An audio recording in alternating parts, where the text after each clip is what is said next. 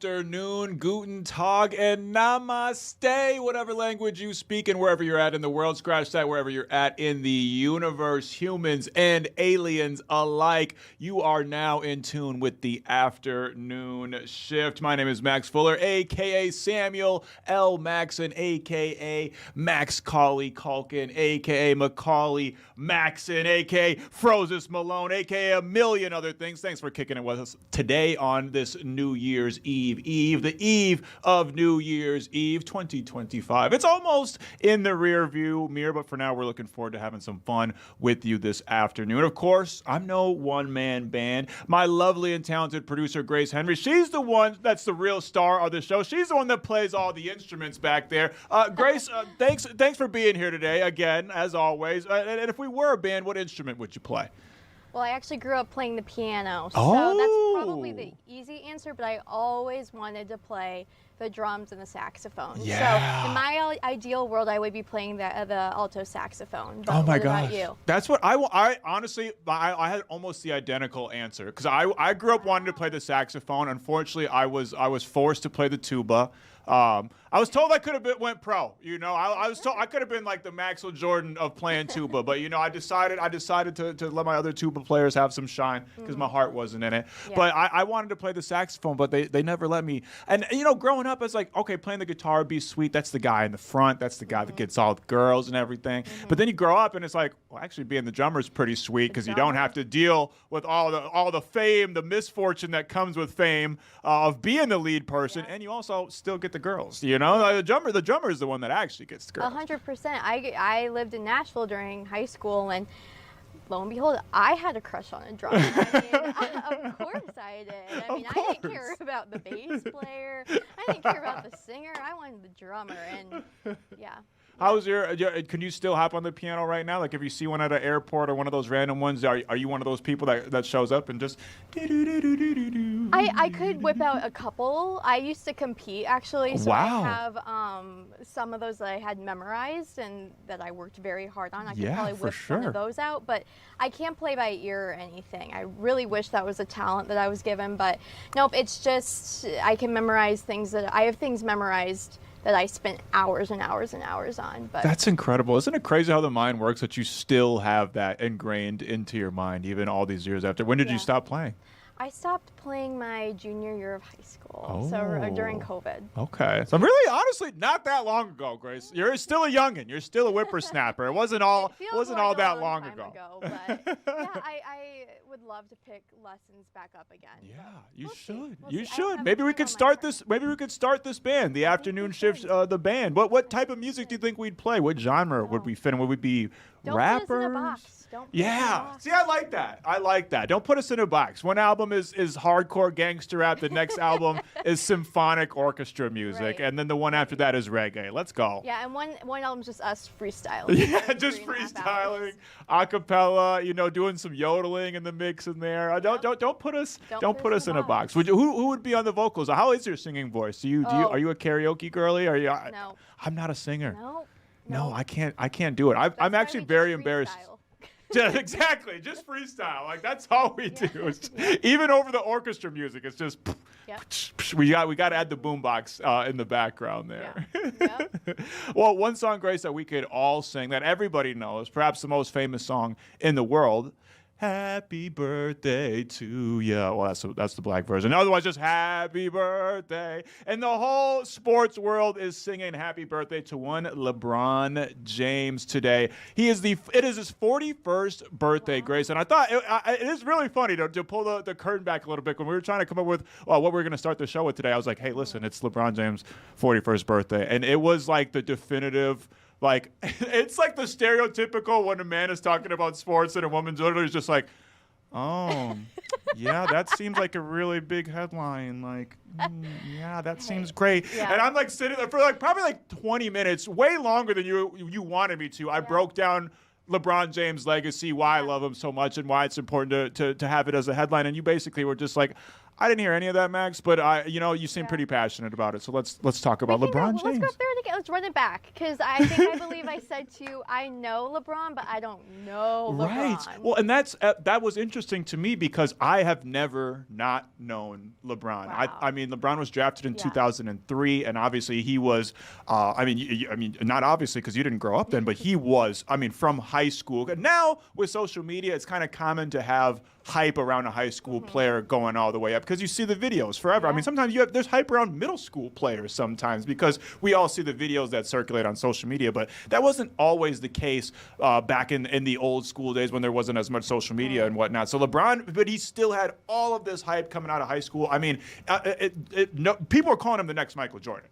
Wow. Flat out, the next Michael Jordan. They're saying this guy is going to rule the sport of basketball for a long time to come. And since LeBron has came, a lot of people have come in the league, and we've said the same thing about them, but nobody else has really lived up to that hype. And he ended up living up to that hype right away. I mean, he was a super controversial guy. It might be hard for you to believe, but LeBron got a lot of flack early in his career. Why? Like tons of flack, because people didn't like that he wasn't Michael Jordan in the sense that he wasn't the guy that's going to go out there and be a killer every single night. He was going to make the best play. People would hate LeBron James. He would say they're down by, a basket, and he has a chance to make the game-winning play and go up and score, but instead he sees an open teammate and he passes to the open teammate. People would be like, why? Why is LeBron passing to the open teammate? Because they want him to be Kobe. Yeah. They want him to be Michael Jordan. They want him to be that assassin, but he was just always playing kind of on a different level, intellectually, in the sense that he was just always trying to make the best play. The scoring kind of came later. He was always good at taking it in, but his jump shot wasn't very good coming in the league. He didn't really have a three-pointer coming in the league, and he was kind of expected to lift the Cleveland Cavaliers out of abject poverty and into this, premier franchise in all of American sports. And really, he did that. He put Cleveland on the map. He's an Akron kid. He's from Cleveland. Got drafted to his hometown team. And eventually brought them an NBA championship after returning to the team. But yeah, there was the whole controversial decision. I don't know if you've heard about the decision, right? Mm-hmm. I have, but you can fill me in. Okay, yes. I'm so happy that you're doing this. I was telling you that before off the air. Like when my daughter asked me, who is LeBron James? I was like, honey, I've been waiting for you to ask that question your entire life. But LeBron James, okay, so Cleveland.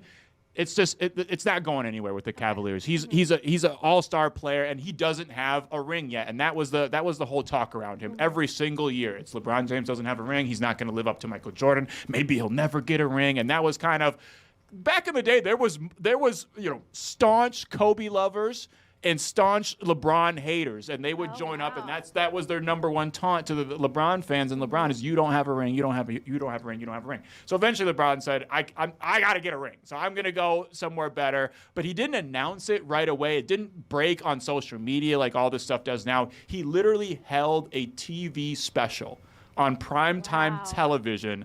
And there's speculation. He's going to go to the Bulls and team up with Derrick Rose. Oh, he's going to. Nobody was saying he's going to come to the Timberwolves, by the way. We were not that delusional. We knew he wasn't coming here. But there was all this speculation about that, and then he finally revealed it on TV. And in retrospect, it was kind of a super douchey thing to do, to kind of build up all this hype and leave your hometown fans kind of in waiting and everything. It was a crazy moment, super controversial. People were burning LeBron jerseys, throwing the jerseys away, and everything. Like, it was nuts. But obviously, he won championships from there. He's a four-time champion now. He's the oldest player in the league, the highest scoring player of all time, most points scored in NBA history. That's crazy. This guy did everything to live up to the hype and surpass that. And think about how many athletes we have these days that don't have any real controversies surrounding him. All of LeBron's are on the court, his on-the-court decisions and whatnot. There's no cheating scandals. There's no violence. There's no drugs. Anything you read about him off the court, the guy's opening up schools. He's a super positive role model for people to have. And honestly, the sport of basketball couldn't have had a better torchbearer for the last 2 decades. Well, your passion is just, it's really brimming out of you. I know that I can tell you really love LeBron. And I do. Happy birthday to Happy him. birthday. If oldest that player wasn't in the league. The oldest player in the league. I know that's pretty amazing. I know a little bit about LeBron. I watched him play with his son for the first time, and that was cool, man. Pretty crazy. But I can't imagine being LeBron's son. No, I can't either. I mean, and it doesn't help you're literally named LeBron James Jr. as well. Like, you can't disguise it, Like, I remember he's like, I go by Bronny, so nobody knows. It's like, your name is literally LeBron James Jr., son. Like, everybody's going to know. I am not envious of trying to live up to those shoes, seriously. Yeah. But, as we were talking about this, I realized, because, like, I'm waxing poetic about LeBron James. I'm like, he is probably the definitive athlete of my lifetime. I'm sure there's arguments for others, Tiger Woods, Serena Williams, Tom Brady. You could even maybe go to some Olympians, Michael Phelps, Usain Bolt. But I think what LeBron has accomplished in his sport obviously is monumental, but what he's done outside and his influence on not just basketball culture, but hip-hop culture, on the world's culture, because we talked about how global of a deal basketball really is, and he's been the face of the sport for 2 decades. He's the definitive athlete of my time, I would think. Yeah. But you kind of being like, I don't really know LeBron all that well. It made me curious, for Gen Z, or at least for you, who would you say is the definitive athlete of your time? Because I think it's pretty cut and dry for me. It's LeBron James, but I feel like it's a little bit more murky for your generation. Yeah, I feel like you could ask 10 people on the street and they'd have 10 different answers. Right. I think a lot of people might say Patrick Mahomes. I think some people would say Simone Biles, as we were talking about. I don't even know. But for me, I would say the defining athlete for me is Coco Gauff. I think she's phenomenal. Wow. I think she's inspirational.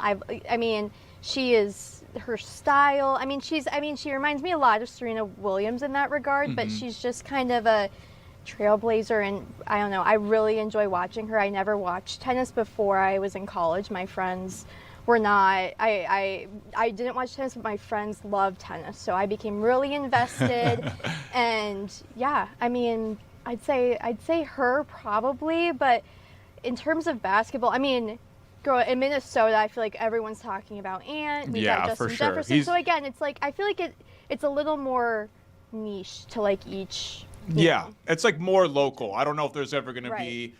There probably will, because I'm sure people thought there'd never be someone on this level after Michael Jordan and after Kobe. But right now, it seems like it's more localized. Like your favorite player, if you're in the Midwest, is probably going to be Anthony Edwards. If you're on the West Coast, maybe it's Luka Doncic. Right. Or if you're on the East, it's whoever. So I feel like it's going to become. Everything's going to become more hyper localized. But Coco Gauff, that's a great answer. I think she's obviously going to go down to be one of the all-time greats. And similar to LeBron James, a teenage sensation, starting at a very young age and dominating at a very young age. Speaking of domination, it was a dominant night for Minnesota sports last night. You can't spell Wolves and Wild without 2 W's, and that's exactly what Minnesota sports fans got last night, as the Wolves and Wild both took care of business on the road. The Wolves got back to their winning ways with a road win against the Chicago Bulls, because, man, that game against the Brooklyn Nets over the weekend, whoo!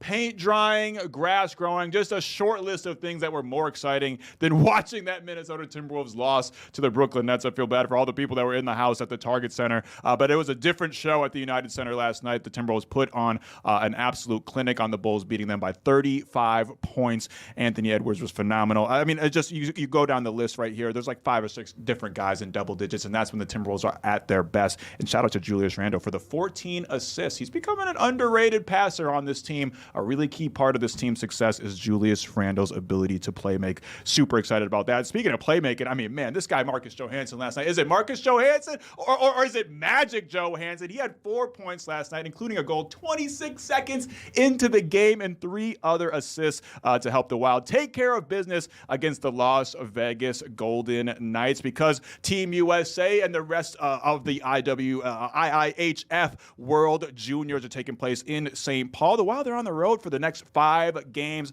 Next up is the San Jose Sharks on New Year's Eve for the Minnesota Wild. That'll be a matinee game at 3 p.m. I love those holiday middle of the day games. Those are always a blast. The Wild are 8-1-1 over their last 10 games. They're going to have to start learning how to play hockey in the water, because they're so hot. They're melting the ice. And speaking of the ice, we're going to stick with it. We're going to go down to St. Paul and talk everything World Juniors. Is one of the best hockey tournaments in the world. It is right here in the state capital. And we can't talk hockey on the afternoon shift without talking to Jessie Pierce. She's coming up next. All of that and more on the afternoon shift. Hang out with us till 4.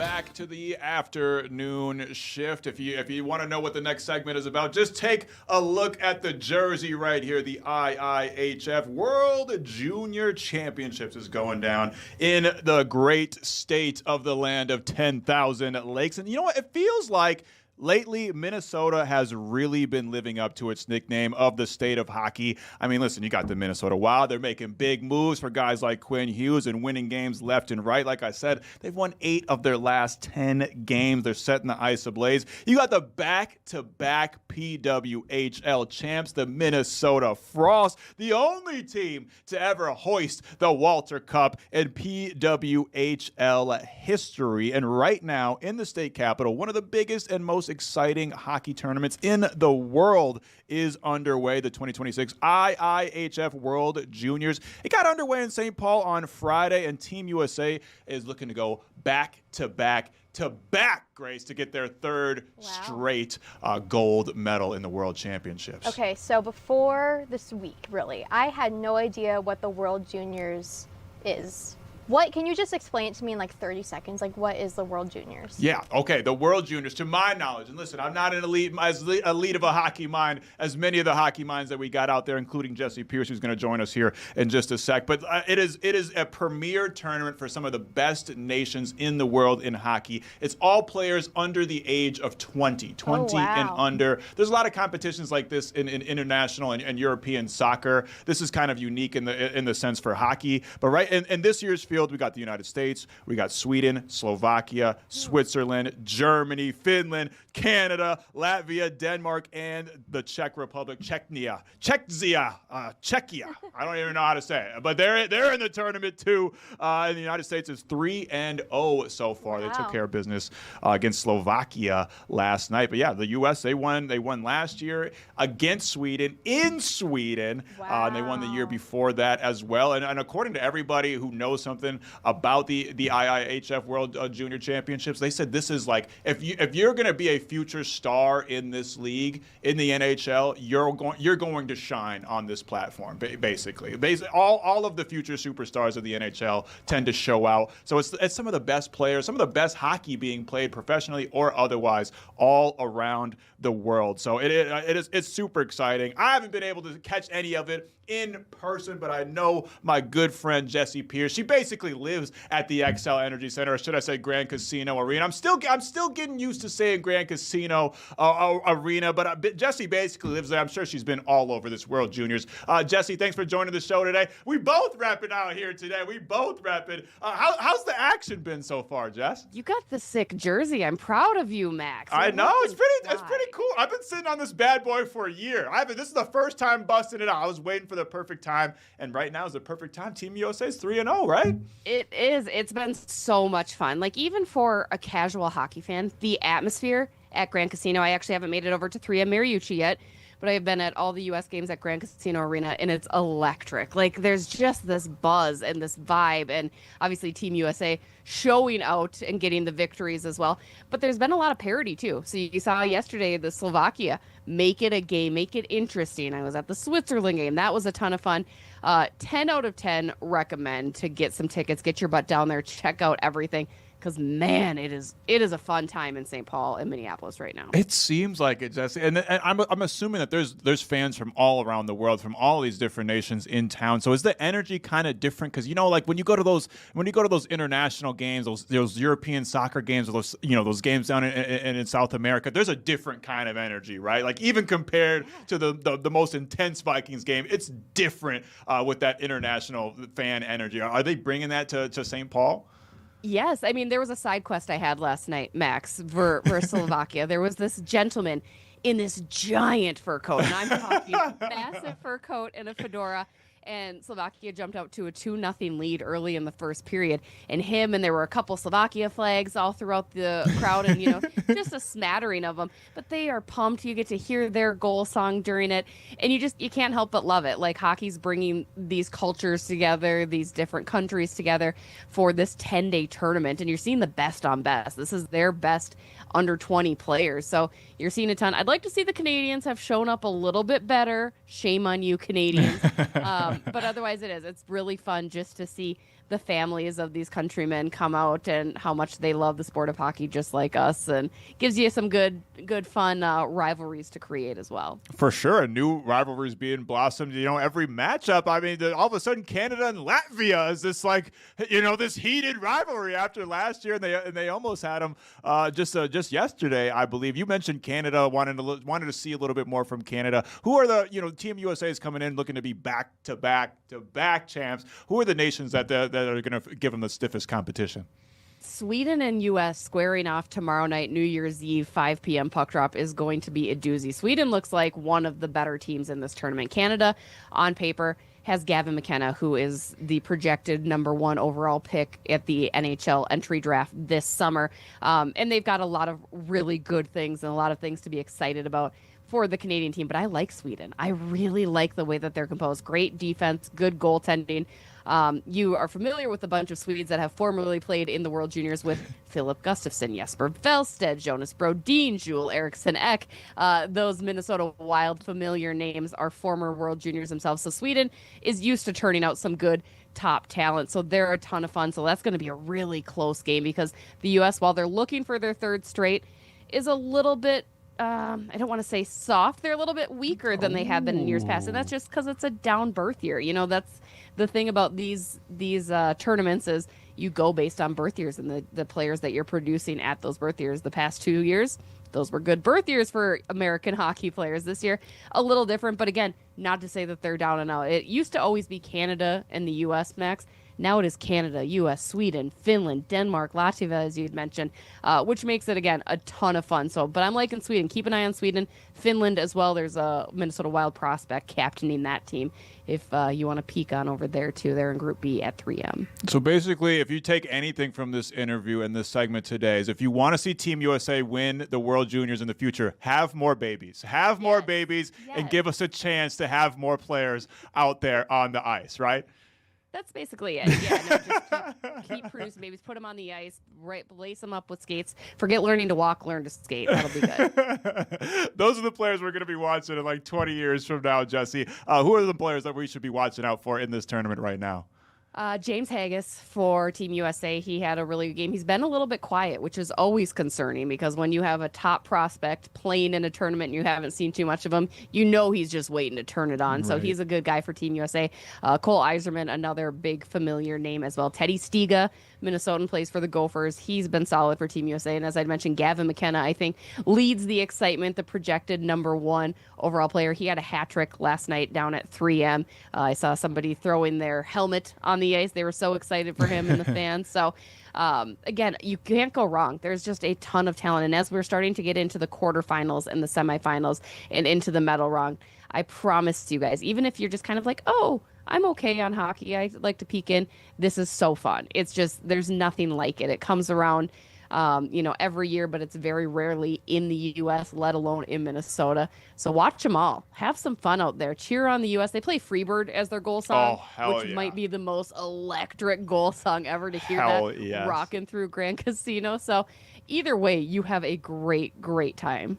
I actually, believe it or not, until I think it was earlier this year, I'd never heard the song Free Bird in my life. And I heard it for the first time on KFAN airwaves, and I basically grew eagle wings and just flapped right out of the studio. I mean, seriously, you might as well, that should be the national anthem. Free Bird is the greatest goal song of all time, is it not?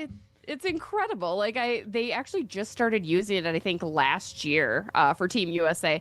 And I heard it on NHL Network, and I was like, oh, heck yeah. This is it. This is what we're doing. I love this. And it's one that, everybody kind of knows, you're familiar with. You don't get tired of hearing it. They potted 6 goals last night. Not one person in that arena was sick of hearing Freebird and getting those air guitars out. So bravo Team USA for nailing that one. Jesse, we've been talking about this, obviously, for the last week, for the last year since it was announced, basically. And this is a huge deal for the city of St. Paul. Obviously, it's not just the games going on in the arenas, but there's a ton of other activities kind of surrounding all of this World Junior stuff, right? I would assume that you and the fam went out there and did some of those activities.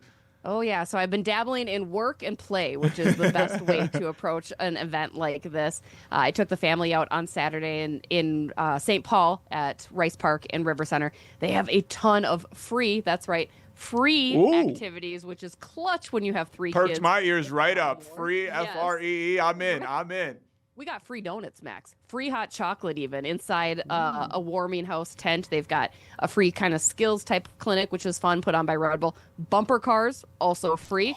And then you move inside. They've got a waggle puck drop where you jump from a platform, which looks taller than it is. Neither of my kids had any issue jumping off this 8-foot platform. Meanwhile, I hesitated like the grown adult I am. I was like, I don't know if I should be doing this. But Ankle might not be able to withstand that one. I had a heck of a time getting out of the whole like blow up thing. I was like, I just gotta roll on out of this, I guess. But everything there is free. Obviously, there are things to purchase. You've got some food. You can get beverages, adult and kid, as well. But the other great thing is the volunteers are doing a tremendous job. Shout out to them. I'm an Instagrammer. You know this, Max. I like to take my photos. I had every volunteer offer to take our family photo at nearly every spot without me even asking. So that's a really cool thing that people are just all into, volunteers included. So even if you don't make it into the games or buy tickets, they have screens set up for watch parties at Rice Park, at River Center, so you don't miss a minute of action.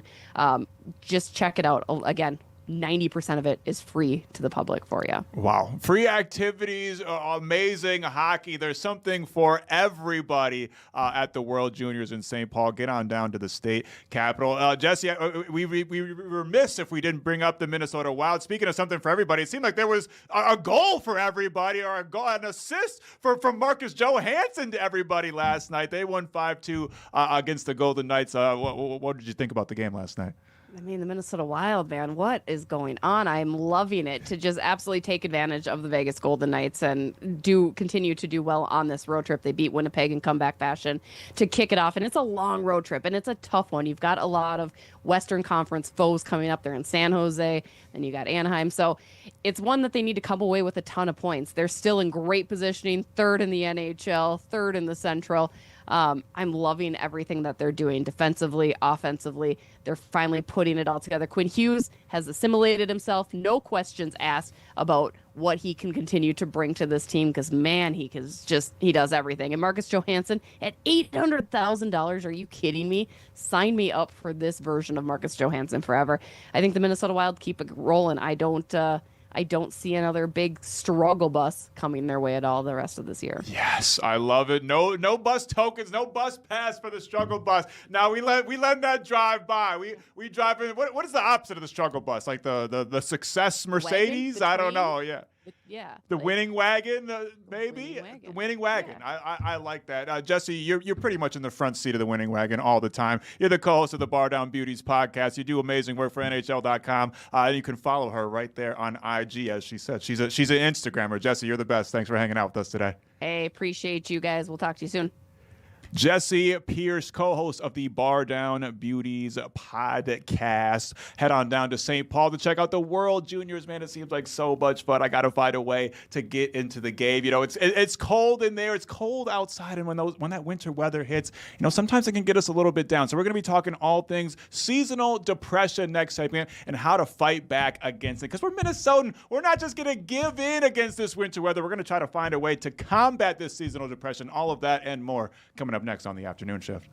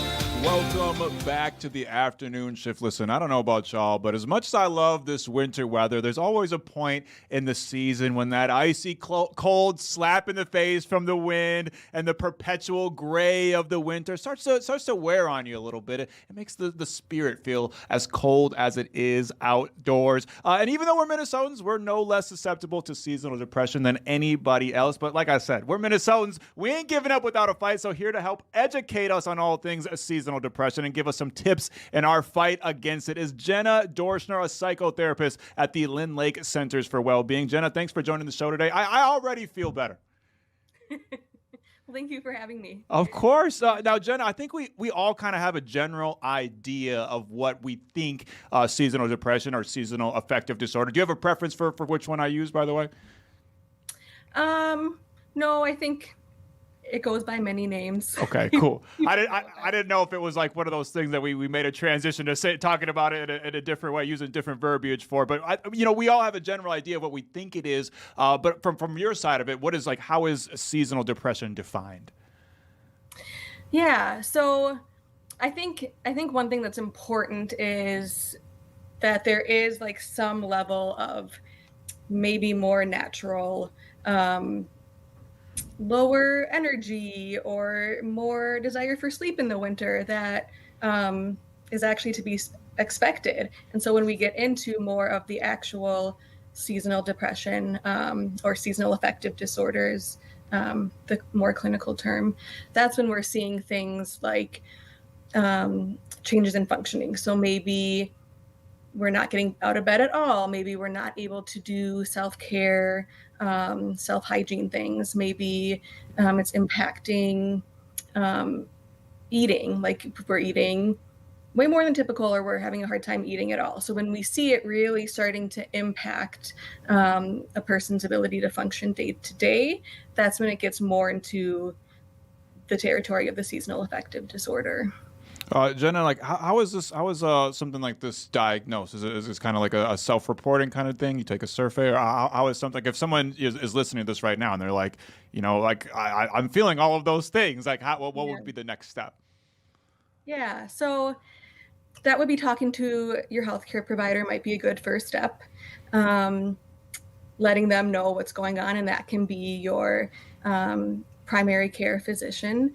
It might be then a referral to see a therapist. And with that therapist, it would be talking through symptoms, kind of going through different criteria, looking for patterns over the last several years, and then typically would be diagnosed at that point. Now, I'm curious, do we know how many people are affected by this annually? Because when I was doing some research on seasonal affective disorder, it was kind of saying that there's not a whole lot of clinical research that's been able to be done about this so far. Like there's still so much we don't know. Yeah, there's not a lot of, I guess hard data. And it's typical that I'm already, maybe seeing someone for something else, and then seasonal affective comes up. So that's oftentimes where it's caught, and not something that necessarily brings someone into therapy for the first time is what they're dealing with. So, in your opinion, Jenna, if someone's feeling the seasonal, affective disorder, they're feeling down, what are some ways that they can combat it and kind of manage their mental health in these upcoming winter months? Yeah, well, seeking mental health support, whether it's through a therapist or looking at med management, either with primary care or with a psychiatrist, would be a good first step. And then, there's a variety of things that folks will do. I think there's been a lot more talk about using what's called the SAD lamps. So those are the lights that folks sit by typically like 15 to 30 minutes every day. And that's meant to help kind of replicate what we get from the sun. So those can be helpful.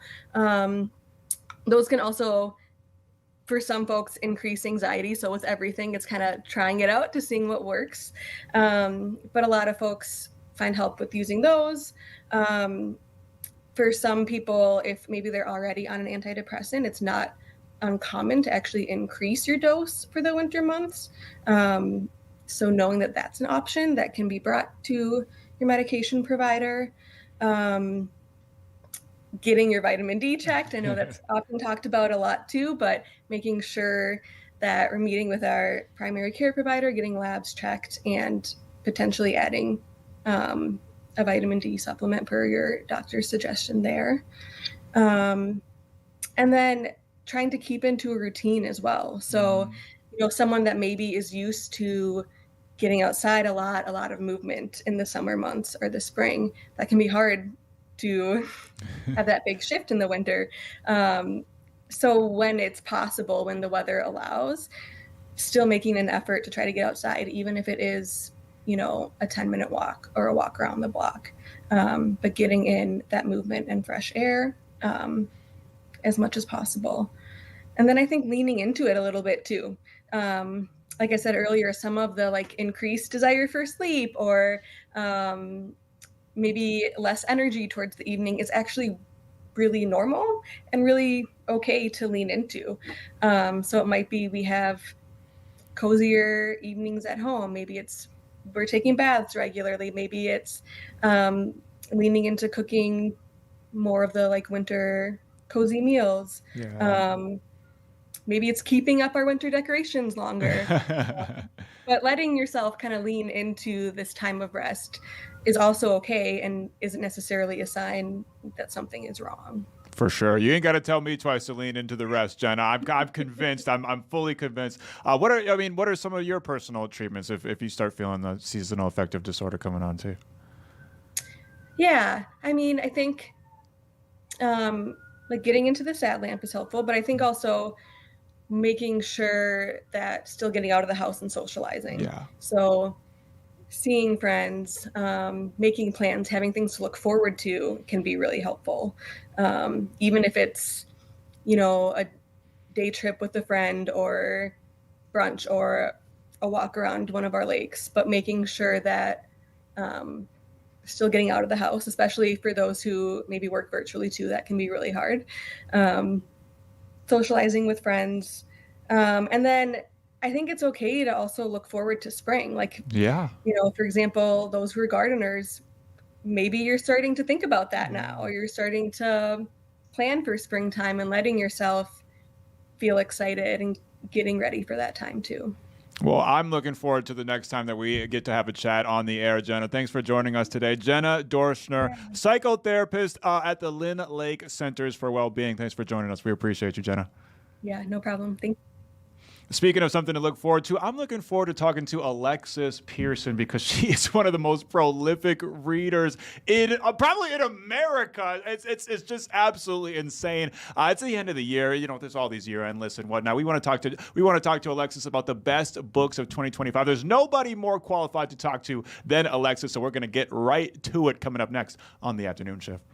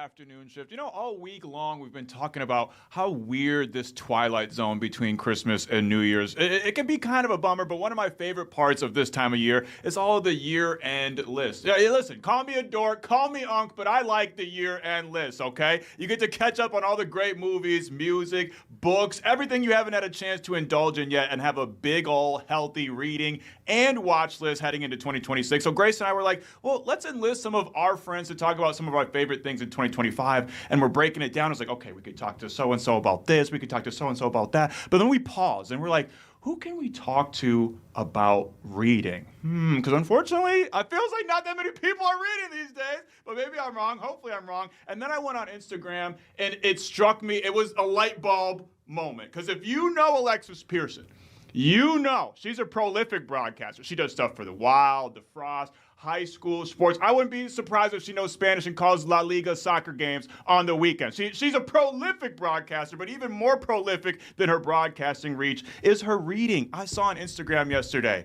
she has read up to 171 books this year. That is not a typo. 171 books, probably 172 by the time that I got this sentence out. I literally don't think there's anyone more qualified to talk best books of 2025 than Alexis. Alexis, thanks for joining the show today. My first question is, are you lying? Are you lying to all of us? There's no way you've read 171 books. I'm not lying, but you are right. It's actually 173 now. I have posted the 2 most recent reads, and I'm hoping to finish one more before January 1st. So maybe I can even get to 175, Max. I don't know. We'll see what happens. That's so insane. I mean, we literally crunched the numbers yesterday, Alexis. You're reading it's like a book every other day. You're reading a brand new book. How is that possible? Do you have like secret techniques? How is that possible? Because I know you're working all the freaking time. Other than getting asked questions about hockey, this is probably the most frequently asked question that I get is, how do you read so much? Where do you find the time? Do you have extra hours in the day we don't? Like, right. What's going on here? Are you a vampire? I would say, and I might be. I haven't discovered that yet, but that could be part of it. The couple big things for me is I never leave the house without a book. I don't care where I'm going, what my plans for the day are. There is a book in my purse. There might even be 2. Just in case I finish the one I'm reading, I always need to have a backup on me. So that's number 1. Number 2, I start every day by reading. When I drink my coffee in the morning, I'm also reading a book. So that's like maybe 30 minutes in the morning that I knock off right away. And I get, I don't know, maybe 20, 30, 40, 50 pages in, depending on how long I'm drinking my coffee for.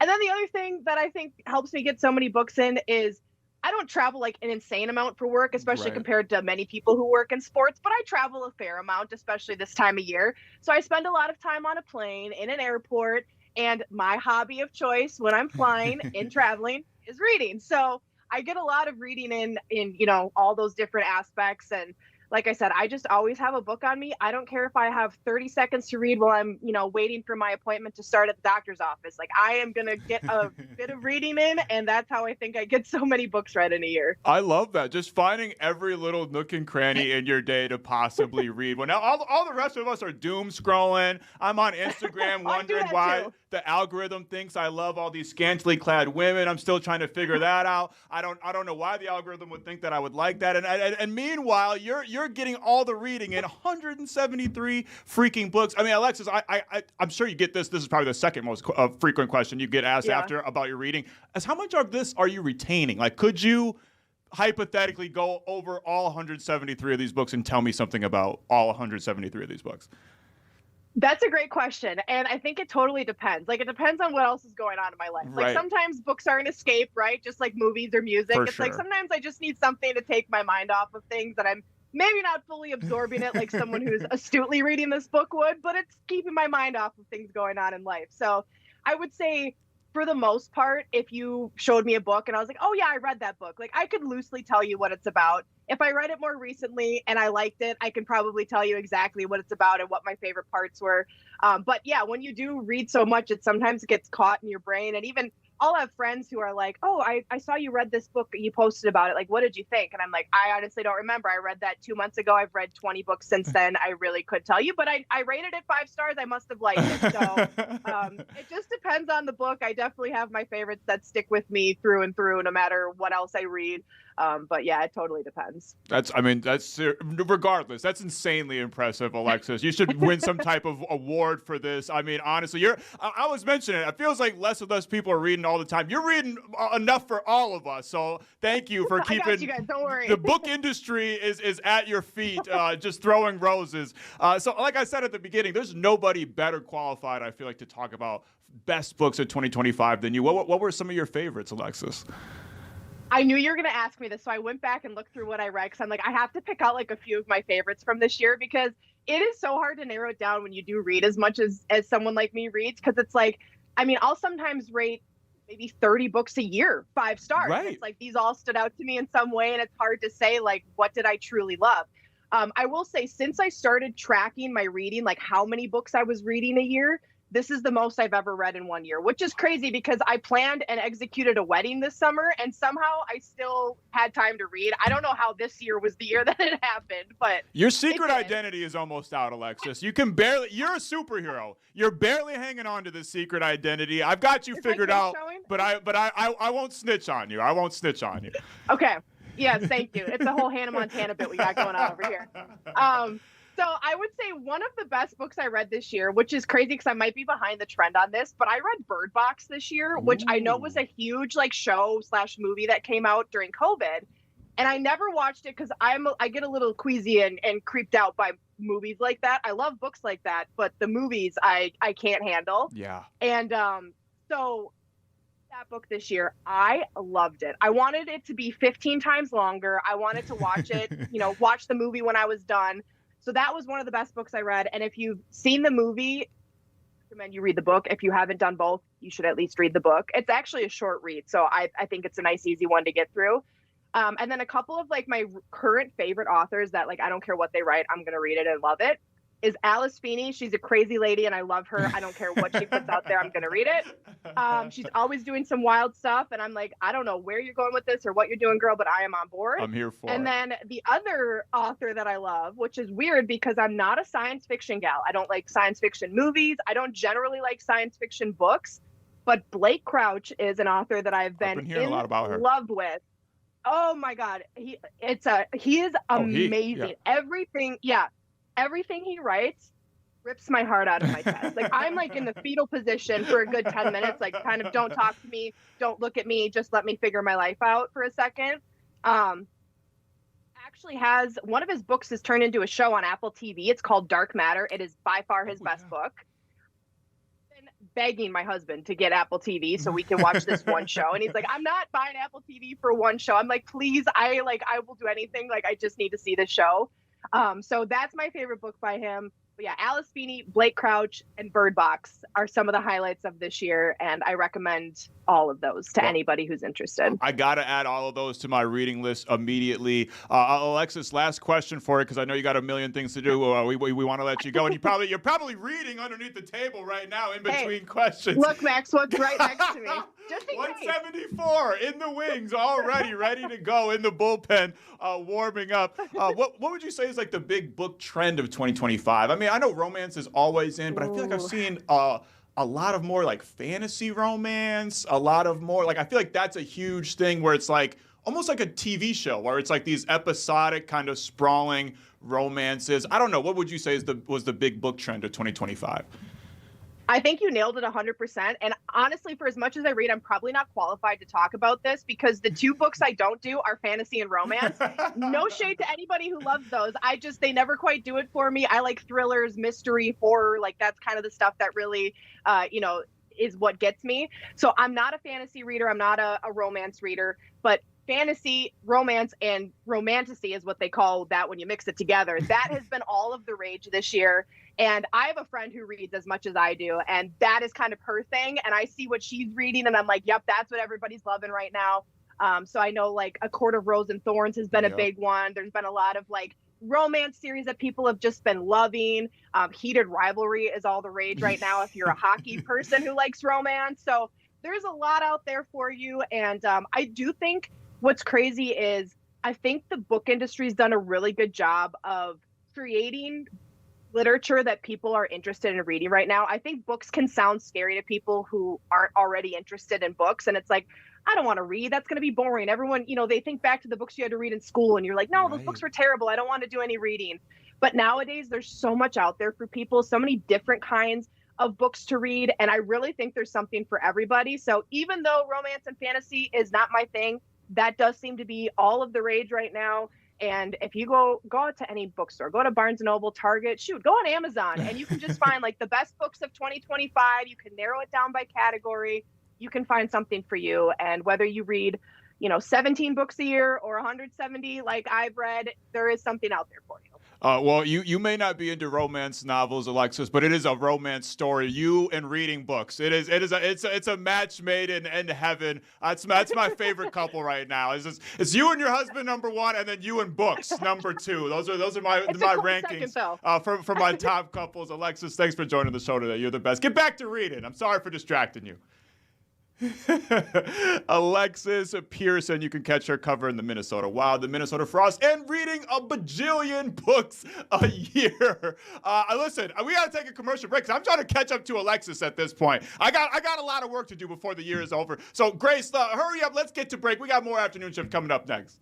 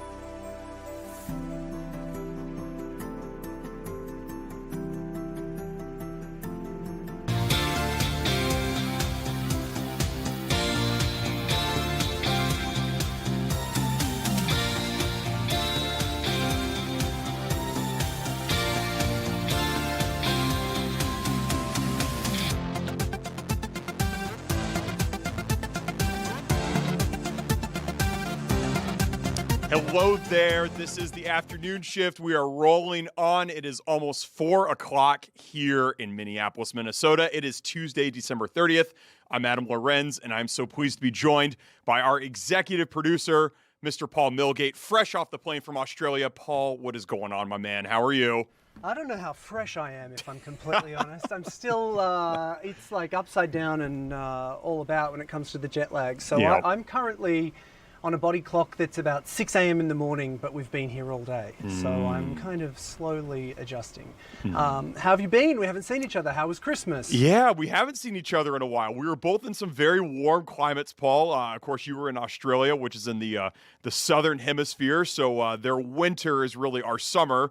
I was down in Louisiana, where it was about 80 degrees every single day. And Paul, let me tell you, I don't know who ate better over Christmas, but I think I have a stake to claim in that, because the gumbo and the crawfish etouffee, and it was a feast for all 7 days. Yeah, I can imagine that was pretty good. But I did have Mama Milgate's home cooked food, which I have not had in a long time. So I'm going to say, even though you had all that beautiful stuff, I'm going to go with my mum's home cooked meals. And what's Mama Milgate's best Well, meal? we had a roast lamb leg for Christmas lunch, which is a classic in Australia. Okay. Some seafood on Christmas Eve. It's obviously very popular to get seafood in Australia for Christmas Day.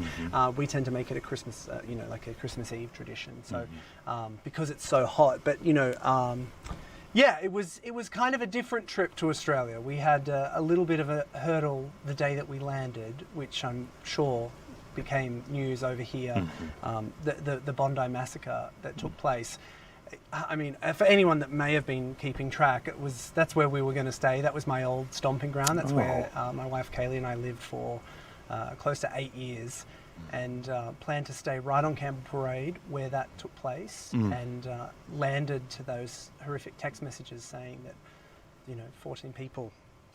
15 people dead in the end, and 40 people injured in just some sort of senseless attack. Just horrific to land to. Yeah, right in the middle of Hanukkah too. That was a horrific attack, and obviously made huge news here in the United States. I couldn't even imagine being there in Australia, and I feel like right before you left, we were talking about Bondi Beach, and I first learned about Bondi Beach through you, and so to hear you talk about it right before you left, and then, of course, for all of it to go down like that, it was just, it was very heart-wrenching, and hit a little close to home. It was really close to home. It was hearing the news from people that were only a few blocks away. I have friends that live very close who heard the attack. I mean, just the sheer power of those weapons was enough for people thought there were fireworks going off during the day. That's kind of what people thought was happening. And so, it's hard to fathom that it takes place in somewhere like Bondi. And like you mentioned, at the beginning of Hanukkah, it was a celebration for Hanukkah. It was later sort of designated that it was a terrorist attack, anti-Semitic terrorist attack, which is just... There is a large Jewish population in Bondi. It's a known place. Lots of temples around there, and people that really celebrate those traditions, and to see people prey on that, really sad. And that young girl Matilda, that we saw a lot of. Prime Minister Anthony Albanese getting a lot of flack for not speaking, and then then appearing, and then people giving him slack for appearing. Being a politician in those sorts of situations is just an impossible task, I think. I don't think there's anything you can do. Yeah. But yeah, so it was sad, and even just the increased police presence while we were in Sydney, you could definitely sense that something had taken place. And it wasn't nice. So especially, when we were back there to be celebrating a happy holiday time. And, That's right. For that to take place, that wasn't great. So that's right. Sorry to bring the mood down, everyone, but it was something to share, to kind of be in that situation, and to see these text messages as soon as you're landing, going, please tell me you're not in Bondi. You didn't stay there last night. And, it was a lot. Yeah, that's horrible, and obviously happy that you're okay, and happy to have you back here. I know Paul and I both ran into a couple of travel issues coming back into the Twin Cities these past couple of days. Luckily, we live in one of the cities that has one of the best airports in the United States. That's MSP Airport. They do such a fantastic job, even landing during the middle of a snowstorm, as I did on Sunday afternoon. Really incredible work by all our colleagues over at MSP. All right, it's going to be an absolutely packed hour here on the afternoon shift. We're so pleased to be joined by Minnesota Attorney General Keith Ellison. That's coming up right about at 4:10. Of course, as you probably have seen, there's a video by a YouTube fellow, and it's gotten over hundreds of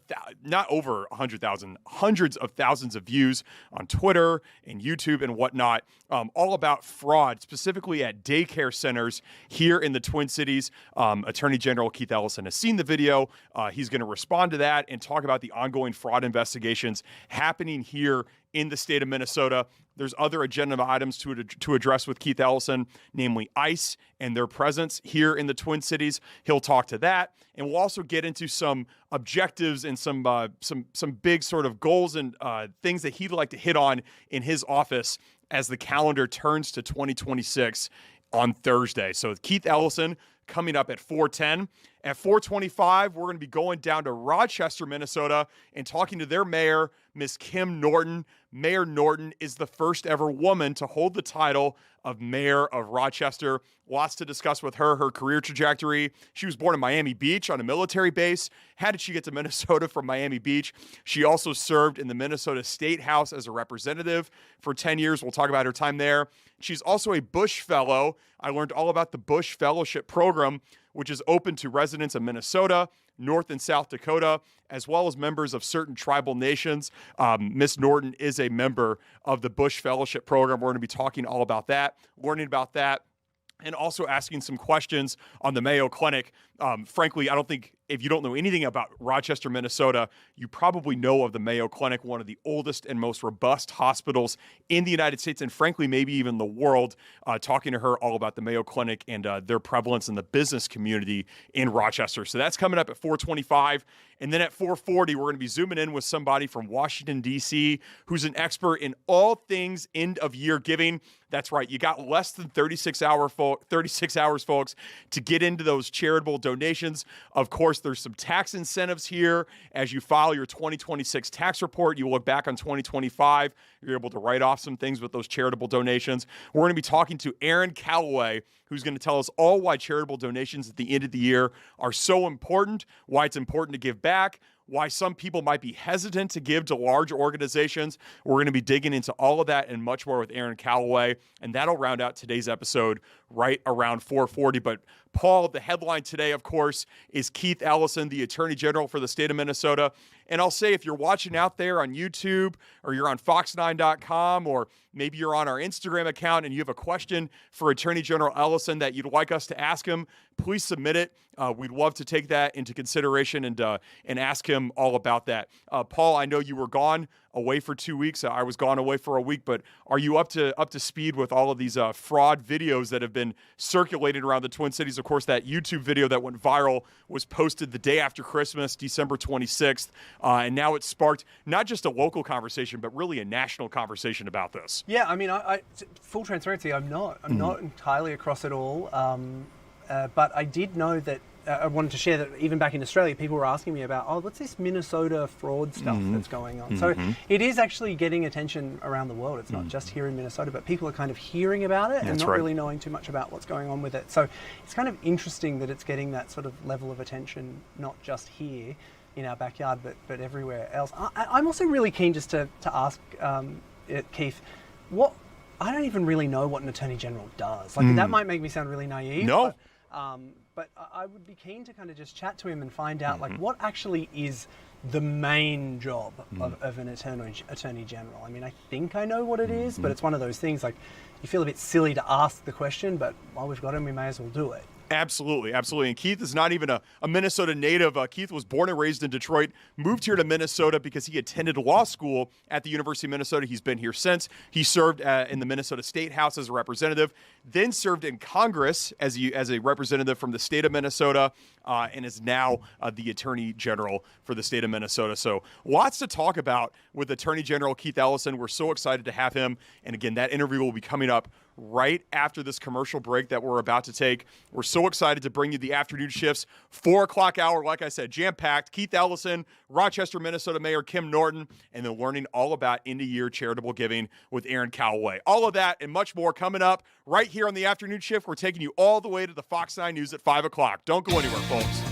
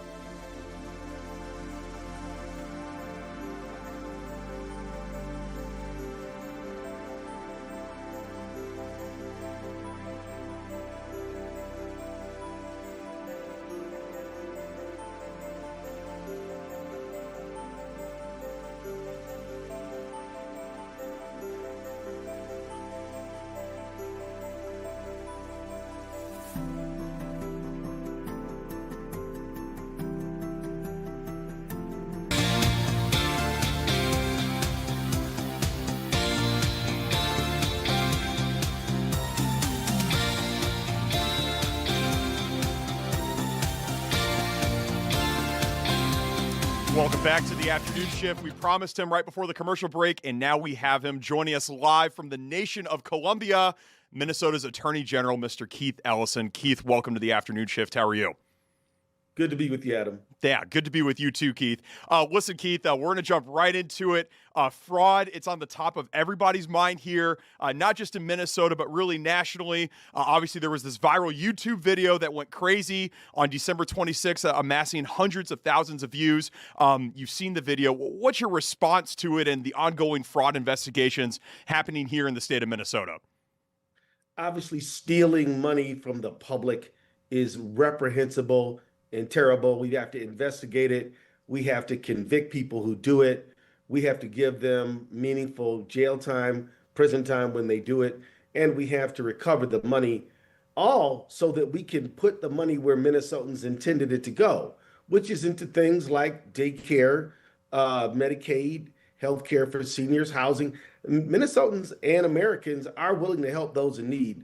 But when thieves and fraudsters steal money, it makes people really angry, which is why those of us in government have to catch, investigate, and prosecute these people. And in my office, we've prosecuted over 300 Medicaid fraudsters in the last few years. We've recovered over $70 million. We've assisted in multiple federal investigations, including ones involving Feeding Our Future and others as well. And we're busy trying to stop fraud. But I think it's important, Adam, to keep one thing in mind. Fraud has always gone on in human history.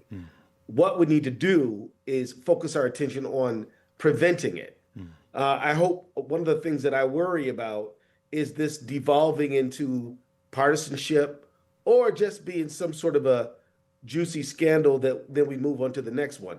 No, let's stop. Let's put some legislation together. Let's get some resources together and let's stop this fraud and get the money to the people who it was intended for. And in this case would be daycare children. Attorney General Keith Ellison, you mentioned that this could be a partisan thing. I know the feds are on this case. I know you're on this case as well. What's your relationship like with those federal investigators and what's your role? How does it differ from those federal investigators? Well, we have different points of responsibility. You know, there are certain crimes that are federal. There are certain crimes that are state. As a attorney general, we prosecute corporate fraud. We prosecute Medicaid fraud. We prosecute civil. We use civil tools to get at fraud. We have responsibility in the area of nonprofits. So when they commit fraud, we can take action. And oftentimes we will contribute to investigations. Our agents will work with federal agents, and we will work to make sure that the evidence gets gathered and put into the right hands so that if there's a federal prosecution, they have all the information they need to hold those fraudsters accountable. Keith, what exactly goes into being an attorney general, especially with a case like this? Do you, in the terms of the power dynamics, do you have more leeway and more power over those federal investigators because you are here in the state of Minnesota? Like, how exactly does that work with the title that you have? Right. So, you know, Adam, as you know, we have a government that we have a system called federalism, and that means that the federal government has certain powers and prosecutes certain kinds of crimes, generally interstate crime, and that the state, and I'm the state of Minnesota's attorney general, so I prosecute crimes in the state of Minnesota. Some federal crimes happen in the state of Minnesota because either they are stealing federal dollars or they cross state lines. So ultimately, it goes down to jurisdiction. It's something that we sort out all the time. It's not a complicated problem, but we work together. It is important that we do so on behalf of the public and on behalf of the people who really depend upon those programs that these thieves steal from. But I tell you one thing, Adam, both the federal government and the state rely on citizens watching this show to make calls and make reports when they hear that somebody is stealing from a program. This is especially true if you work for a program that receives state or federal grant money. If you're trying to do the right thing and you're providing the services that you promised to provide, you need to make sure that people who don't do that, that somebody tells on them. So one of the things that we're proposing and try to get together in the next legislative session is a program that will aid and assist and educate public vendors, people who, get federal money to do programming, that they will tell on people when they know that these programs are being misused and abused. Now, this is important. We need an all hands on deck approach. We need prosecutors who prosecute. That's what I do. Cases come to me once there's already suspicion of fraud. That's just like any prosecutor in America. But then we need pre-payment review, so that when there's a suspicion of fraud, that program leaders who are administering program dollars, they can say, this smells fishy, I got to ask some questions. We've got to have what I'll call a soup to nuts approach, an A to Z approach to protect the public dollar so that Minnesotans who need the services can get them. Keith, you mentioned you needing the public's help in order to find this fraud. Do you watch videos like the YouTube video that was posted on December 26th? Obviously, here at Fox 9, they've had investigations for fraud going back all the way to 2013. They've changed oversight at the Department of Homeland Security because of investigations that have happened right here at Fox 9. Do you take all of those pieces of information into account? Do those get to your office, and then do you use that to help you and find fraud? Adam, let me tell you, the independent free media protected by the First Amendment of the United States Constitution is an indispensable partner when it comes to unearthing fraud. I can tell you that absolutely we watch the videos, we watch the broadcasts, but we also, and these have led to a lot of investigations. Let me point out, what we're talking about is fraudsters stealing public money, but we've gone after that, but also private fraudsters, people who just are individuals who steal from other individuals. We've shut down bad, fraudulent, scammy organizations because of great investigative journalism. So there's a reason why the Constitution protects freedom of the press, because if the press is not free to go and ask the questions that they need to ask, then some people will get away with things they should not be getting away with. So absolutely, you're right. Keith, what would you say to the people that say that maybe you knew about some of this fraud that was happening? What would your response to those people be? My response to them would be, it's election time. This is one of the real problems with fighting fraud. When some people view it as an opportunity to blame a political opponent rather than rolling our sleeves up and figuring out how to stop it. Let me just categorically deny that's just a lie and it's untrue. But what I will say is that it really is a sign of politics. And politics hurts the effort to stop fraud. Politics makes it harder to stop fraud. So in the last legislative session, I needed and asked the legislature for more resources to fight fraud, including things like a subpoena power and other things. We had a whole bill. Because of partisanship, we got caught up and we didn't get our bill through. That partisanship hurt the fraud stopping effort. We need people to get on the set. We need people to say, look, I'd rather stop the fraud than have an issue that I can attack my opponent with. That's what we need. And we could use the public's help there. I asked the public to tell these politicians, including me, shut up with the partisan stuff. And what do you need to help stop fraud? That's really where our energy should be, trying to stop the fraud. And the people who won't help stop the fraud, who won't throw their shoulder in and help actually come up with a program to stop it, those people are just trying to do something. They're trying to get an advantage in an election. They're not serious about protecting the public. Attorney General Keith Ellison, let's move on to ICE. I know it has a big prevalence here in the Twin Cities. It's been making, again... Yeah, and all over the country, sadly. That's right. It's been making national headlines as well.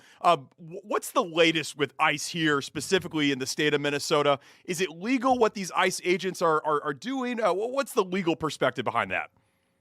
So, I already mentioned the 10th Amendment and federalism.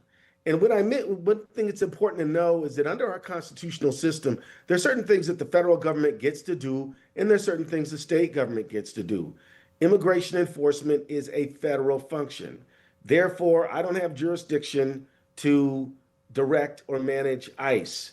I do believe that ICE has some guardrails on their behavior. They do need to follow the Constitution. They need to follow the laws of the state of Minnesota, but they are directed through federal authorities. And so the fact that their budget has been massively increased over the years, including this summer, has, in my view, created a situation where ICE is probably lending more to fear and terror and violations of people's rights than they are actually maintaining the immigration laws of our country. That's a sad commentary. There was a time when I would actually say, now I'm sure some people in ICE are just trying to do their job. Nowadays, I think many of the things I've seen are simply indefensible, and communities are not putting up with it. They're using their First Amendment constitutional rights to criticize ICE, and I think that's entirely appropriate, given Keith, the behavior I've seen. Absolutely.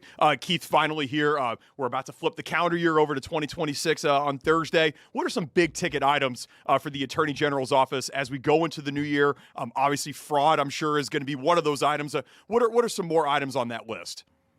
Well, the first agenda item on my list is, and now and always is, going to be helping Minnesotans afford their lives.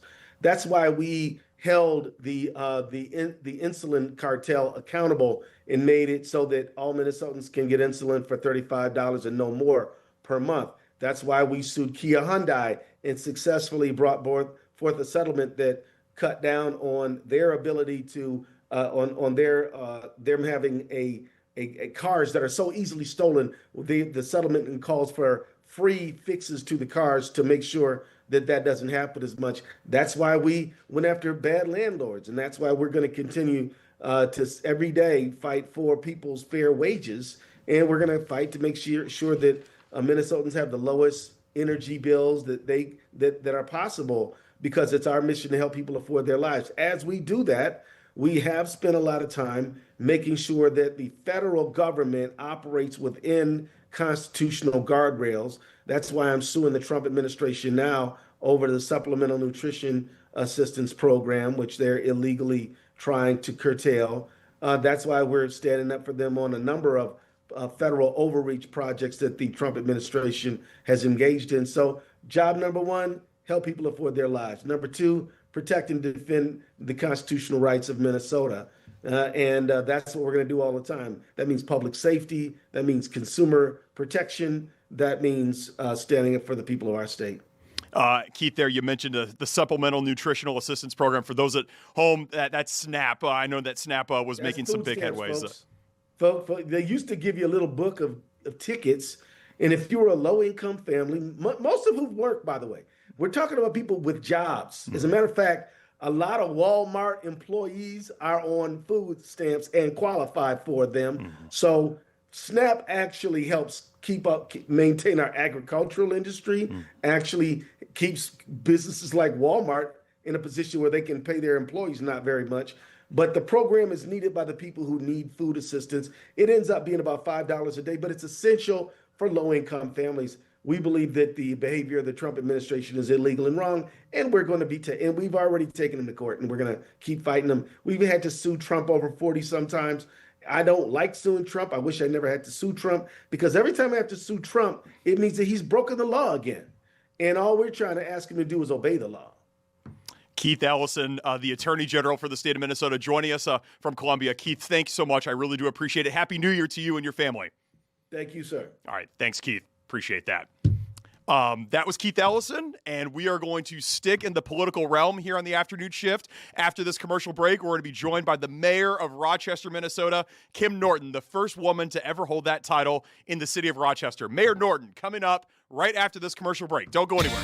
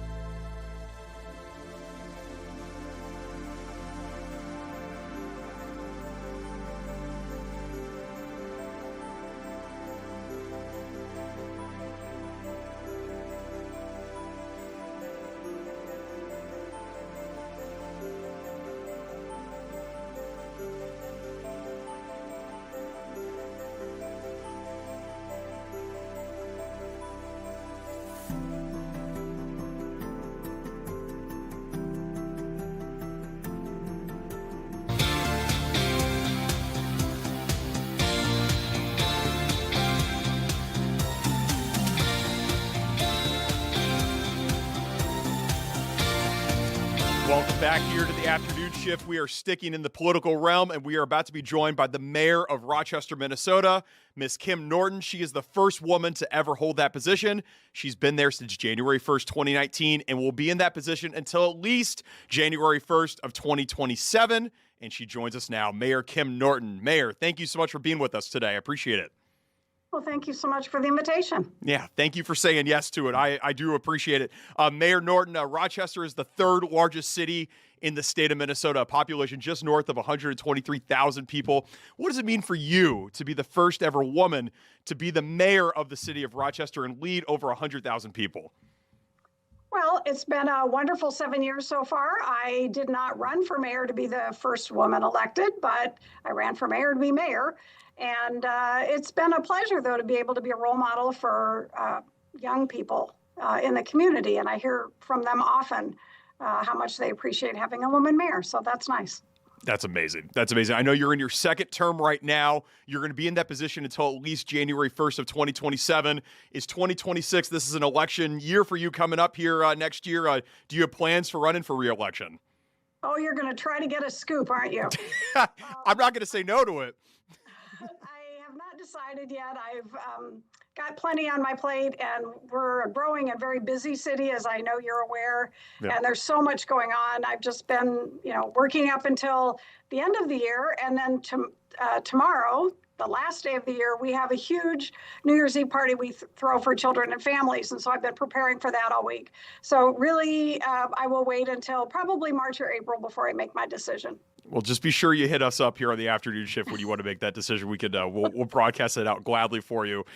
Mayor, you said Rochester is growing immensely right now. Full disclosure, I've never been to the city of Rochester. I just moved to the state of Minnesota back in February. For somebody that's never been to Rochester, maybe they're a Minnesotan, maybe they're across the United States tuning in right now. Why should they visit Rochester? We all know about the Mayo Clinic. What are some other reasons to visit Rochester? Well, certainly healthcare and Mayo Clinic is our, number one focus, but we are a really busy community. Our summers are filled with outdoor. We have what's called Thursdays downtown, and it's a street fair every Thursday all summer long. Tens of thousands of people join, and loads of fun. We have hundreds of art venues free to the public all summer long in parks, downtown, and we have our Riverside concert series. In the winter, you can come sledding or skating over at one of our wonderful parks. We have over 100 parks in Rochester, and we're connected by nearly 100 miles of trails. So summer, spring, winter, fall, there's always something to do in Rochester. It's a lovely community with lots of really gracious and compassionate people because of our healthcare focus. Yeah, it's a great selling point there for Rochester. Mayor Norton, I want to get into some biographical information about you. You were born on a military base in Miami Beach, Florida. So 2 questions for you. Do you miss the South Florida lifestyle there, number one? And number 2, how did you end up in Minnesota from Miami Beach? It's not a common way to go. A lot of people maybe go the other way around, but South Florida up to Minnesota is certainly not the common route. Well, you did your homework. My father was a Marine, and he served in Florida, and I was born down there. We didn't stay long, actually. He moved up to Lincoln, Nebraska, where his father had a business and worked for his dad until he bought the business and owned it until he just died recently, about 2 months ago, so at 92. So, yeah. That was my move. Nebraska was my home through college, and then, of course, ended up here in Rochester in the late 80s, early 90s, and have been representing Rochester in one way or another pretty much since then. You went to the University of Nebraska-Lincoln. You said your time in Nebraska, obviously a Big Ten opponent with the University of Minnesota. You go Big Red. You said, do you make it to any of the Nebraska-Minnesota games when they're here in Minneapolis? It's actually, I do on occasion, and it's very difficult for me because I got my master's degree at the University of Minnesota, so I'm also a Gopher. So I get to cheer for both sides and be happy with whoever won. There you go. Hopefully a better year next year for Coach Rule out there in Lincoln. And I know Dylan Raiola, he entered the transfer portal too. We can get into Nebraska football later. You are a Bush Fellow. I just learned what the Bush Fellowship Program is all about. Can you tell our viewers what is the Bush Fellowship Program? It's a very robust thing here in Minnesota and in the Dakotas. What's it all about? It is. It was an opportunity when I retired from the legislature to kind of I don't want to say reinvent myself, but grow as an individual, as a leader when I was trying to decide what to do next. And at that point, I didn't know that my mayor in Rochester, Ardell Brady, was going to retire. So I invested in myself. I went back and I got a master's degree. I went to the West Coast and studied livable cities. And then I went to Europe for several weeks or a month and studied their communities. What's livable? What were they doing regarding sustainability and walkability in their communities? And intended to bring it back here for the next phase of my life. And then my mayor retired and I stepped into that role. You talk about visiting livable cities on the West Coast and out in Europe. I'm curious, what are some of these livable cities that you saw out there on the West Coast and in Europe as well? Well, actually, I started down in San Jose, went up through San Francisco, went to Portland, went to several cities in Washington State, and then ended up in Vancouver and North Vancouver in Canada. So it was a long trek, and I learned a lot. And there are a lot of things that cities are doing that, they're different. It's warmer there. They don't have the lovely climate that I'm sure you're getting used to now, having been here for almost a year. That's right. But, it was giving me that first taste of what could we be doing differently. And so we've been investing in our downtown, making it more walkable, more age-friendly, disability-friendly. Those are some of the focuses that the city and I've had during my time as mayor. So it paid off. I know the city of San Francisco and San Jose pretty well. Are there any specific things that you took from one of those two cities that you have directly implemented into Rochester to make it a more livable city? Well, it was interesting. A lot of the things I learned while I was there had to do with certainly walkability and livability, but also recycling. And we weren't doing it. Organics recycling, we saw that all up and down the coast. We're just doing a pilot now in Olmsted County. That's not a city initiative, but we're doing that now as a pilot and hopefully going to make it more robust, in the years ahead. But some of those ideas about recycling and living sustainably were the focus on some of the cities that I went to that I really enjoyed and were implementing here. LED lights, for instance, a lot of cities had moved to those before we did. All of Rochester's LED lights are now installed, and we're saving money every year because of that move. You mentioned all of the cities in North America. I know you said you went to Europe as well. What were some of the more inspirational cities overseas that you saw? Well, that's a whole different ball game, but I went to several cities in Germany and then the Scandinavian cities, and of course, Copenhagen and Sweden and Oslo and Malmo, Sweden, Stockholm. And what was remarkable there and so different from anything that we had been really doing here is bikeability, walkability and bikeability. Those communities, Munster, Germany is Germany's bike city, if you will. And certainly Copenhagen has a reputation. And in Stockholm, they have bike highways. And believe me, you do not want to take a step out in front of the bikes as they whiz by. It was fascinating. So, that was so different there than we have here, really in any city I visited, nothing like I saw in Europe. Yeah, I know biking and walkability has been a huge initiative here in the Twin Cities as well, and happy to see it's big up in Rochester too. Speaking of the Twin Cities, you spent significant time here. You, for 10 years, you were a state representative at the State House. Can you talk about your time in the legislature? What was your favorite part of that job? Maybe what was your least favorite part of that job as well? Oh, boy. Yes, I did spend 10 years there, and I loved carrying bills. It was something I did a lot. So, we all have our skill set. Some people are great on the House floor giving passionate speeches, and that's not really my thing. But I did carry many, many bills. Primary seatbelt was one. The Destination Medical Center Initiative was another. Newborn screening bills. It just goes on and on. Things that I felt passionate about, and I loved that. But it was the people that you worked with that on both sides of the aisle that was really the interesting part. All the different people, where they come from, getting to know. When you get to know them, you get to know their city. That was something someone told me as well. When you meet a legislator, it'll tell you a lot about the city they come from, and that is true. And it was a fascinating journey. That got a little too partisan and sticky at the end, and I like to get things done, so I moved on. But I'm very proud of the 10 years I spent there and a lot of the work that I did. And you talk about one of the chief celebrated pieces of work that you did while you were at the State House was that Destination Medical Center. Of course, that's all tied in to Mayo Clinic. Can you talk more about the Destination Medical Center initiative in Rochester? I was reading a little bit about it today. It's really supposed to help bolster business in the city, yeah?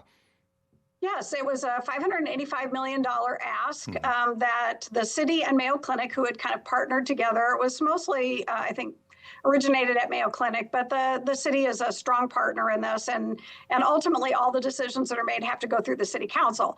But this $585 million was meant to reinvigorate and upgrade our downtown, which had gotten to the point. Once you hit that 50, 75-year mark, the infrastructure wears out. When you hit certain resident numbers like 120,000, that's very different than a town of 60,000, which it was when I moved here just those few years ago. So when you have a town that grows that fast, the infrastructure doesn't match. And so this allowed us to build up our infrastructure, prepare that downtown for ultimately more industry coming in, certainly biomedical, biopharma, but also, of course, this huge announcement of Bold Forward Unbound that we had just 2 years ago now for Mayo Clinic, as they're doing a $5 to $6 billion investment in downtown Rochester, and we have to be ready for that growth. Absolutely. Absolutely. Rochester Mayor Kim Norton, previously in the segment before you, I had on Minnesota Attorney General Keith Ellison. I asked him the same question I'm going to ask you about his goals and initiatives, some of the big ticket items for his office as we flip the calendar year over to 2026 on Thursday. I'll pose the same question to you. What are some big ticket items on your agenda list as we get into 2026? Well, I went to Washington, D.C. and brought some money back to our community, and I want to see those things come to fruition. We have the 6th Street Bridge project. We're going to remove a dam. So some of those big projects, our bus rapid transit will be opening here in a year or so. So, it's fun to get the money and have it awarded to you, but it'll be even more fun to see it come to fruition. And I would also say I dedicated last year to a year about youth, because we have to, as communities, invest in the prosperity of our cities. And one of the best ways to do that is to assure that our young people are growing up strong and healthy. And so that was my initiative last year. And I think you'll see moving ahead at my State of the City that I'm sticking with that one too. There you go. Mayor Kim Norton. I can't wait to visit Rochester very soon. It was really great to talk to you today. Thank you so much. And when you do make that decision about whether you're running or not next year, please let us know. We'd love to do an exclusive with you here on the afternoon shift. Well, you'll have to come down to do that. I'll make you come in person. That would be worth the trip. Absolutely. Absolutely. We'll make that happen. We'll stay in touch. Mayor Kim Norton, we do appreciate you. Happy New Year. Enjoy your big New Year's Eve celebration that you got planned downtown tomorrow. That sounds like it's going to be an awesome thing for all the families of Rochester. It will be. Happy New Year. Awesome. Thanks, Mayor. Thank you. Mayor Kim Norton of the city of Rochester, Minnesota. I can't wait to get down there very soon. Okay, coming up next, we got less than 36 hours left in the calendar year of 2025. That means you got your last chances to get in your end-of-year giving donations to charitable organizations. We have an expert in all things this. Her name is Erin Calloway. She'll be joining us from Washington, D.C. coming up right after this commercial break. Don't go anywhere.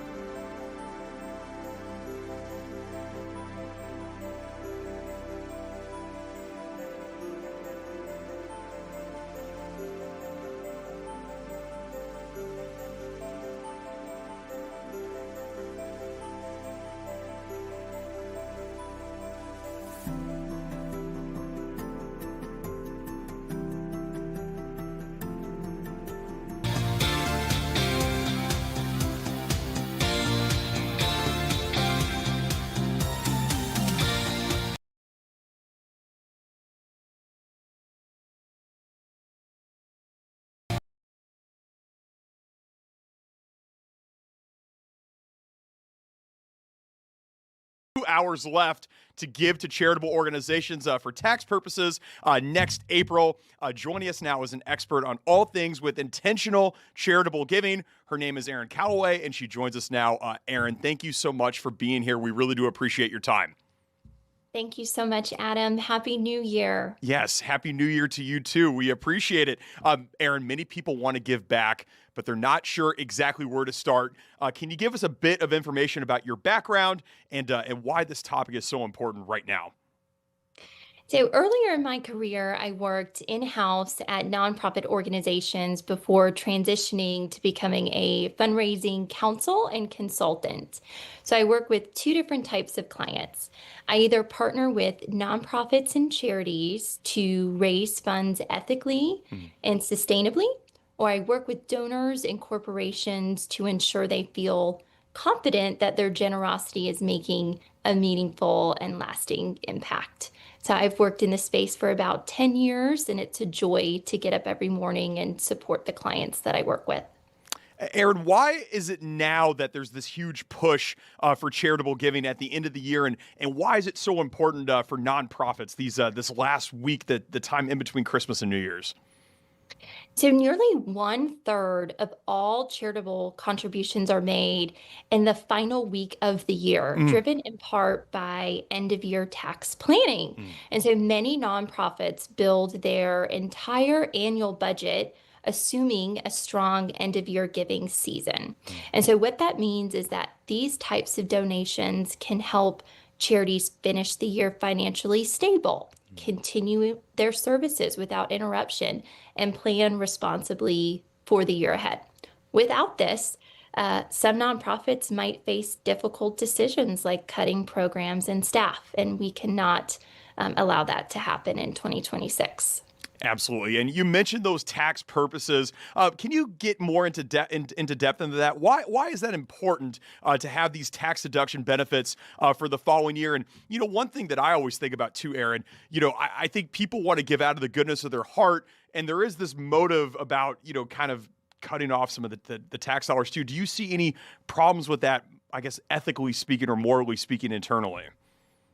That's a great question. So when a donor is thinking about contributing to a charity, operating costs are often overlooked, right? And programs rely on basic necessities like electricity and water, rent, or even mortgage payments, staff salaries, insurance and other licensure costs. And these expenses aren't always visible, but they're essential. And so nonprofits can't deliver services if they can't keep the door open. And so providing or contributing an end of year donation benefits the donor for tax purposes, but also benefits the organization as they plan for the next fiscal year. Erin, what would you say to people that would rather just, there's people that keep some dollars in their hands and maybe they give it to somebody that needs it most on the street or whatever. They like giving to individuals rather than these charities because they see all of these overhead costs and they're like, I don't know where my money is going to. I know where that is going to if I hand it right to a person. What would you say to those people? So, overhead is not separate from the mission, at least in my opinion. I think it supports the mission. Staff, utilities, infrastructure are what make services possible. And so if we want organizations that are ethical and effective and built to endure, we have to understand that underfunding their infrastructure doesn't advance the mission. It merely makes failure more likely. I also will share that nonprofits are typically held to higher standards of accountability and transparency than most for-profit companies. And so meeting those expectations require real investment. And there are organizations that vet nonprofits and post that information online. And so it's important that you do your own due diligence before you donate to certain organizations. Yeah, and in reading about nonprofits and gift giving, I kept being brought back to this word of unrestricted gifts. What is an unrestricted gift? What makes it different than a restricted gift? Wonderful question. So unrestricted gifts mean those gifts can be used towards general operating, right? They allow nonprofits the flexibility to direct resources where they're most needed, where if you give a restricted gift towards a particular area or program, that limits how leadership can use those particular funds. And so with that being said, an unrestricted gift supports the organization so they can care for the whole mission, not just a specific piece of it. And it allows for the most flexibility. Absolutely. Absolutely. We have just a few hours left here in the calendar year of 2025, Aaron. As long as you get in those donations by the stroke of midnight tomorrow, you can use them on your tax forms next year. Is that correct? Yes, absolutely. And if there are any concerns, typically most nonprofit organizations publish their fundraising point of contacts information on their website, so you can have direct conversations to ensure that that gift can be allocated towards your itemization for the next year. Aaron, are there certain websites that you use yourself to really kind of vet out different programs that you might want to give to, making sure that something is the organization is legitimate instead of illegitimate? Are there any sort of go-to websites where people can kind of test things out and make sure that their money is actually going to the correct place? Yes. So my go-to is Candid, also known as GuideStar, but there are also state associated charitable rosters. I'm currently a member of Together SC that contains a list of wonderful, efficient, well-vetted nonprofits within the state of South Carolina. So I encourage those who are listening to utilize their Google and the tools at play and ask questions when necessary. How did you even get into this line of work in the first place, Aaron? What makes gift giving and charitable organizations, what makes that so intriguing and inspiring to you? So, I am a Southern belle at heart. I'm locally grown, and I grew up volunteering with local community organizations. And that being said, I've noticed that in times of crisis, local organizations are typically the first on the ground. And they are the ones that know the people, they know the need, they know the neighborhoods, and proximity is power. Local nonprofits can move faster, adapt quicker, and stay longer, making them indispensable when communities need them the most as compared to national organizations. And so I see the power of giving locally. And so I wanted to join specific efforts to make sure my local organizations that help me call my home, are successful in meeting their need and mission. So when you give locally, you're strengthening the safety net of your own community. Yeah, and to that point, Aaron, do you think it's almost more important, or at least important, to strongly consider giving locally rather than to a big national or international organization? Not saying that those big national or international organizations don't need our dollars, but do you think it's more important to consider giving locally so your community benefits from it first? I say when in doubt, give local, right? They are typically the ones that can meet, increased seasonal demand and help our neighbors, facing substantial financial crisis or health crisis.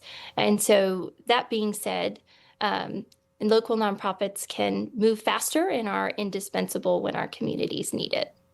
Aaron, if there's people out there that are considering making a gift before the end of the day tomorrow, but they haven't done so yet, maybe they're on the fence, they don't know what to do, or they're a little nervous about maybe the tax forms and the tax deduction purposes. What's the one takeaway that you'd like to have for them to have from this conversation? So my first takeaway is this, confirm the organization's tax exempt status. And second, after you make that contribution, make sure they give you a receipt and an acknowledgement letter. Sometimes organizations do accept non-cash gifts. So you could also think about contributing appreciated stock, right? When in doubt, consult your local tax professional. I also want to add that, this holiday season, I hope people remember that generosity isn't just about giving more, right? It's about giving smarter and with trust. And the most powerful gifts are the ones that strengthen the organizations closest to the work so they can show up not just in moments of crisis, but every day after. And so when we invest in people and institutions that serve our communities year-round, we can turn seasonal generosity into lasting impact that benefits both the charity and also the donor. So well said, Aaron. You mentioned people going to these organizations' websites to learn more. Where can people learn more about you? So I am easily findable on Instagram and LinkedIn and our website, www.callawaycompany.com. I'd be glad to connect with any viewer of the audience. And you are the founder of the Callaway Company. Aaron, we do appreciate your time. Thank you so much for joining us. Happy New Year to you, wherever you may be. I appreciate it, and I look forward to talking to you soon. Thank you so much, Adam. Same to you. Happy New Year, everyone. Yes. Thanks, Aaron. Thank you. Intentional charitable giving as we bring to a close the year of 2025 and move ahead to 2026. All right, we are going to go to commercial break, and when we come back, we're going to wrap up today's show and toss it over to the 5 o'clock news. Don't go anywhere in the afternoon shift.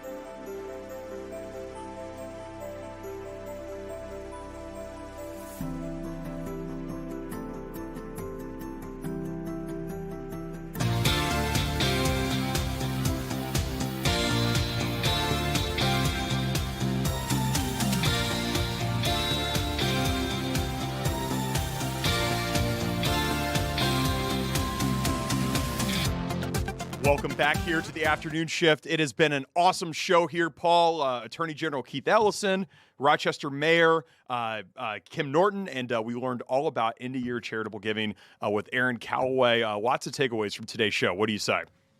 Oh, absolutely lots of takeaways from the show. I mean, I don't know if I'm going to be donating anything at the end of the year, but, you know, that's just me. I don't really understand it, so maybe I need to go and talk to someone like Aaron at some point to kind of make sense of it. But, yeah, I don't really get. Maybe we need to talk to an accountant at some point. I don't actually even get why it'd be beneficial to do it. Yeah, I mean, of course, there's tax deduction purposes to make your tax from returns. From a tax perspective, I don't understand that enough. So maybe I need to chat to her. This honestly sounds like a great afternoon shift segment. Certainly, as we get closer to tax season in April, how do taxes work? I feel like there's a lot of people that just don't know how that exactly works. No, here, I mean, try and get my head around how it works in Australia, and then having to try and understand it in another country too is always quite confusing. That seems like a lot. I want to know: have you worked out any New Year's resolutions for tomorrow? Oh man, New Year's resolutions. I think I go back to just trying to kind of keep a level head and just try to not control the uncontrollable. What about you? Yeah, I don't know. I need to work on it. I did a mood board for last year, and a bunch of the things on that came true. So I think I need to maybe think about that in the next 24 hours. Yeah, we can hash this one out tomorrow. I think. We have time. Yeah. Yeah, we're gonna be talking all things New Year's tomorrow. We're gonna have the Twin Cities Auto Show CEO coming on. We have the history of the song "Auld Lang Syne," and we're bringing it to the news now.